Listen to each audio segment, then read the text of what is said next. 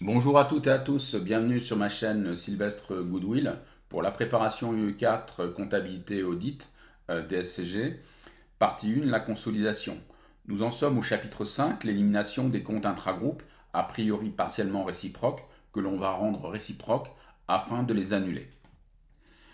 Au niveau du plan, une petite introduction, deux grandes parties, les opérations en transit avec les marchandises en transit ou autres approvisionnements de matières premières et fournitures, les règlements en transit, en deuxième grande partie, les autres ajustements, les effets escomptés non échus et les litiges sur facturation. En introduction, certaines opérations intragroupes ne donnent pas lieu a priori à constatation de comptes exactement réciproques. Ceci est dû au décalage dans le temps au niveau de l'enregistrement des données. Des données sont comptabilisées dans une des sociétés et pas encore dans la société co-contractante. Les comptes doivent alors être rendus réciproques pour les éliminer, puisque je le rappelle, la consolidation ne doit faire apparaître que les flux entrants et sortants avec l'extérieur au groupe, à savoir des relations commerciales et financières, ainsi que la position de créancier ou débiteur contractuel ou issu d'une décision de justice de l'entité groupe face à son environnement. On rencontre ces situations lors de marchandises ou autres approvisionnements en transit, de règlements en transit, d'effets escomptés non échus et de litiges sur facturation voire d'omission. Dans cette vidéo, je vais traiter grand 1 les opérations en transit, le point concernant les approvisionnements, les marchandises en transit. Alors, le principe pour les opérations en transit consiste à considérer l'élément en transit comme étant reçu par la société destinataire intragroupe. L'élément est donc inséré en actif de bilan au niveau de la consolidation.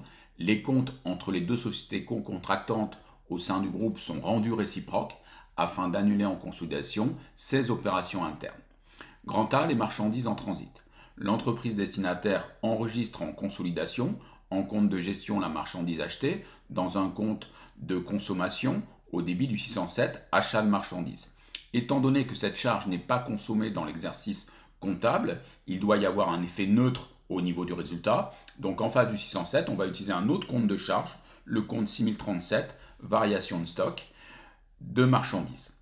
En écriture du bilan en consolidation, elle enregistre l'entreprise destinataire, elle enregistre l'entrée en compte de stock qui n'est pas consommée et qui donc n'impacte pas les capitaux propres puisque le compte de contrepartie est soit un compte de dette, soit de trésorerie si la marchandise a déjà été payée.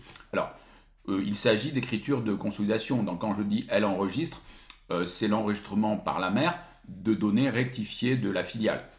C'est-à-dire qu'elle doit considérer que la filiale a réceptionné ce stock, elle doit une dette, ou alors elle a déjà effectué un paiement sur ce stock. Donc si je fais une variation d'actifs en termes de stock, qui est entrée moins variation de dette si on exprime une dette ou une sortie de trésorerie, ça nous fait un impact en termes de variation d'actifs net comptables dans une optique patrimoniale de 0. Donc la variation des capitaux propres est nulle. Par conséquent, il n'y a pas un effet impact réserve et résultat. Très important. Ensuite, nous abordons l'exemple. Alors l'exemple chiffré est le suivant. Nous avons un groupe composé des sociétés A et B. A détient 70% de B, A étant la mère naturellement, qui se trouve donc B intégré globalement. Dans les comptes de A, après la remontée des informations des comptes individuels encore dissociaux au niveau du journal de consolidation de la mère, pour les deux sociétés A et B, donc nous avons 707 ventes annuelles à B de marchandises hors taxe 300 000. Dans l'autre société, l'achat est de 270 000, donc on voit qu'il y a un gap, un écart de 30 000. Bien, hors taxe. Donc une société a enregistré de l'achat moindre que la vente de l'autre société pour 30 000. Dans les comptes de B, dans les comptes de A, pardon, nous avons une créance TTC sur B de 36 000. Et dans les comptes de B, en termes de dette, c'est 0. Alors vous voyez, 36 000, si on divise par 1,2, taux de TVA en cours, eh bien ça nous donne 30 000. Donc on se rend compte qu'il y a un gap de 30 000 en hors taxe et en TTC de 30 000 fois 1,2, 36 000. Ce qui est logique. Maintenant, il faut savoir pourquoi il n'y a pas de réciprocité. Donc on cherche la raison de la non-réciprocité et après audit interne, on se rend compte que A a expédié une livraison de marchandises à destination de B pour un montant hors taxe de 30 000 euros le 29 décembre N. La livraison n'a pas encore été réceptionnée par B au 31-12 N.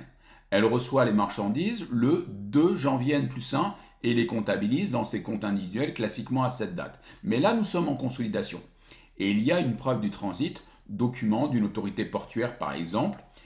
Ce que nous allons faire dans le journal dit de pré-consolidation, j'utilise le terme de pré puisque la consolidation, c'est la consolidation finale comme on l'appelle classiquement avec l'écriture de partage des capitaux propres, comme on l'a vu dans les vidéos précédentes. Et bien là, en première étape, on va rendre les comptes réciproques.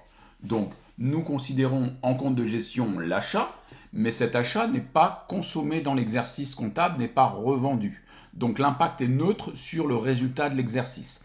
Donc, je vais utiliser un compte de variation de stock pour 30 000.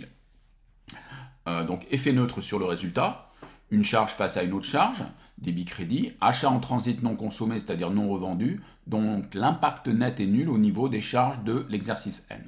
Maintenant, en termes de compte de bilan, eh bien, il faut constater que ce dernier envoi est réceptionné en consolidation, même si la réception se fait sur une zone portuaire, c'est-à-dire en dehors de l'entreprise physiquement, eh bien, nous avons le stock de marchandises qui est entré, donc débité pour 30 000. On rajoute de la TVA déductible pour 6 000. Alors, on peut très bien mettre une TVA déductible à régulariser, mais en général, on a la facture, donc on peut mettre aussi directement la TVA déductible, puisque l'autorité portuaire va transférer la facture. Et nous avons aussi la dette fournisseur en TTC pour 36 000. Donc, écriture rectificative de compte de bilan, on constate l'entrée du stock en actifs circulants. Donc, maintenant, les comptes sont rendus réciproques. Nous voyons que le compte de vente qui était à 300 000 trouve en face un achat de la même valeur, puisque l'achat dans notre société était à 270 000, et regardez bien, nous avons augmenté l'achat pour cette deuxième société, dans le journal de consolidation, je répète encore, de 30 000.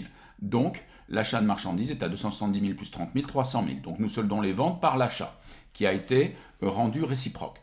Voilà. Et maintenant, au niveau des comptes de bilan, eh bien, nous avons augmenté la dette vis-à-vis du fournisseur pour 36 000. Regardons les comptes au préalable. Nous avions une dette à 0, elle passe à 36 000. La créance est à 36 000. Donc, le tour est joué.